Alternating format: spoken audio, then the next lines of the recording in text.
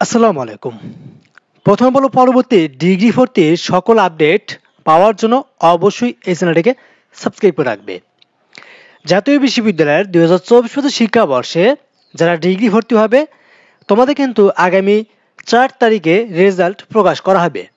তো রেজাল্ট পাওয়ার পরে যারা চান্স পাবে তাদের ভর্তি হতে কত টাকা লাগবে এবং তোমাদের ভর্তির জন্য কি কি ডকুমেন্টস লাগবে এই বিষয়গুলো নিয়ে ডিটেলস আলোচনা করব। এগুলো তোমরা গুছিয়ে রাখো, ঠিক আছে? কাজে লাগবে।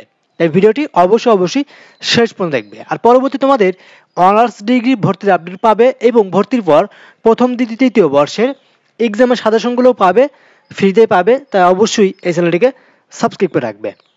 আর তোমাদের কোনো কিছু অসুবিধা হবে তোমরা স্ক্রিনে দেখতে পাচ্ছ হোয়াটসঅ্যাপ নাম্বার দেওয়া আছে, আমাদের হোয়াটসঅ্যাপ নাম্বারে যোগাযোগ করবা, আমরা তোমাদের সাহায্য করব। তো চলো শুরু করি আজকের এই ভিডিওটি। দেখো, তোমাদের রেজাল্ট আগামী 4 তারিখে প্রকাশ করা হবে। এটা হলো তোমাদের সেই নোটিশ। হ্যাঁ, এখানে তোমাদের বলা হয়েছে প্রথম মেধা তালিকার 4 নভেম্বর 2025 তারিখ বিকাল 4টায় প্রকাশ করা হবে। নভেম্বরের 4 তারিখ বিকাল 4টার দিকে তোমাদের প্রথম মেধা তালিকা বা প্রথম মেরিট লিস্টের রেজাল্ট প্রকাশ করা হবে এবং 16 তারিখের ভিতরে সেটার ভর্তি ফর্ম পূরণ করতে হবে। 17 তারিখের ভিতরে কলেজে গিয়ে ভর্তি হতে হবে। 18 তারিখের ভিতরে কলেজ কর্তৃপক্ষ নিশ্চয়ন করবে। ক্লিয়ার? তো ভিডিওর মাঝখানে আমি আবার বলবো, পরবর্তী ডিগ্রি ভর্তির সকল আপডেট পাওয়ার জন্য অবশ্যই এই চ্যানেলটিকে সাবস্ক্রাইব করে রাখবে। তো এখন আসে তোমাদের এখানে কত টাকা লাগবে ভর্তির জন্য। দেখো, কত টাকা লাগবে এটা কিন্তু তোমাদের মূলত এখানে এভাবে বলা পসিবল না। কারণটা কি? কারণটা হলো তোমাদের এখানে কিছু কিছু কলেজ রয়েছে যে সকল কলেজে টাকা বেশি লাগে, আবার কিছু কিছু কলেজ রয়েছে যে সকল কলেজে টাকা কম লাগে।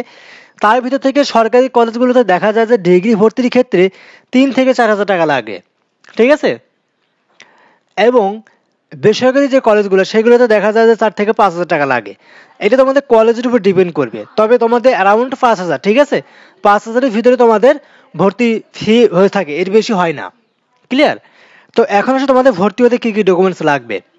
দেখো, ভর্তি হতে তোমাদের এখানে যে প্রথম যে বিষয়টা প্রথম যে ডকুমেন্টসটা লাগবে সেটা হলো এইচএসসি পরীক্ষার সার্টিফিকেটের ফটোকপি। অর্থাৎ ইন্টারমিডিয়েট যে তুমি পরীক্ষাটা দিলে এইচএসসি, তোমরা তো 2024 ব্যাচের শিক্ষার্থী, ঠিক আছে? তোমাদের যে সার্টিফিকেট রয়েছে সেই সার্টিফিকেটের ফটোকপি লাগবে। তারপরে এসএসসি পরীক্ষার সার্টিফিকেটের ফটোকপি লাগবে। এইচএসসি পরীক্ষার মূল নম্বরপত্র এবং এর ফটোকপি। মূল নম্বরপত্র কোনটাকে বলা হয়? যেটাকে বলা হয় ট্রান্সক্রিপ্ট, ঠিক আছে? মূল মার্কশিট। তোমাদের ইন্টারমিডিয়েট পরীক্ষার এইচএসসি পরীক্ষার মূল মার্কশিট, মূল ট্রান্সক্রিপ্ট যেটা, ওইটা লাগবে এবং ফটোকপি লাগবে। এসএসসি পরীক্ষার মূল নম্বরপত্র লাগবে এবং ফটোকপি লাগবে। এসএসসি পরীক্ষার মূল নম্বরপত্র, ফটোকপি, মার্কশিটের ফটোকপি মূলটা, ঠিক আছে? আর এইচএসসি এবং এসএসসি পরীক্ষার প্রশংসাপত্র অর্থাৎ টেস্টিমোনিয়াল যেটাকে বলা হয়, কলেজ এবং স্কুলের ছাড়পত্র, ঠিক আছে? পাসপোর্ট সাইজের ছবি লাগবে, সাধারণত 2 থেকে 4 কপি। এটা কলেজের উপর ডিপেন্ড করে।